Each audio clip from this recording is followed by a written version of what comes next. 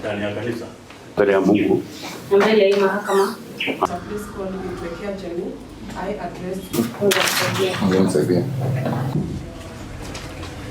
Kuna uwezekano kwa sababu kukagua gari, hawa watu waliabiri lile gari na silaha zozote zile.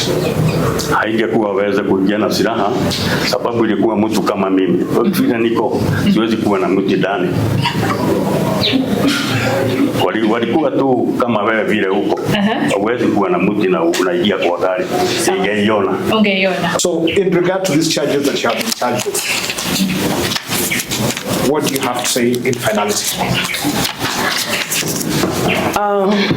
All I could say is ask the court to look at this matter with all fairness. I cannot host my party leader or call our followers, DCP followers, and then attack the same people, Your Honor.